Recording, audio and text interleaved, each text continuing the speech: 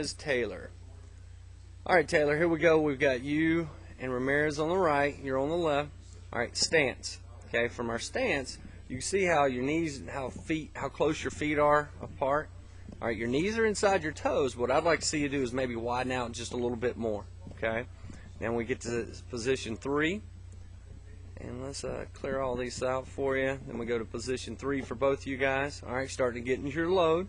Everything looks pretty good there. Hands are a little low, but not too bad.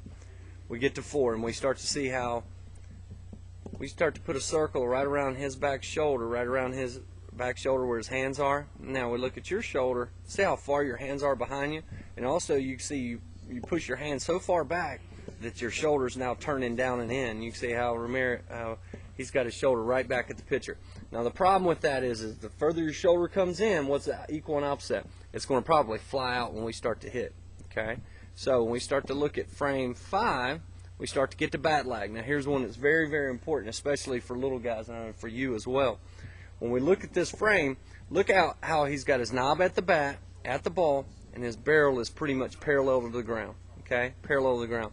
Look at your barrel, how your knob is kind of pointing this way, and how your barrel is below parallel. All right, what that means is your top hand is dragging. Okay, your top hand is dragging, meaning that barrel's getting below the baseball. So now you're going to work up into the baseball rather than down and through it. So when we start to get to this next frame at contact,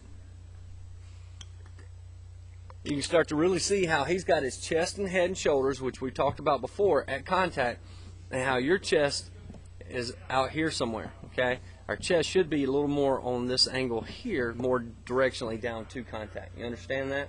We want to think about keeping our nose and chest down at contact. And then on the next one, when we finish, that's actually not pretty bad.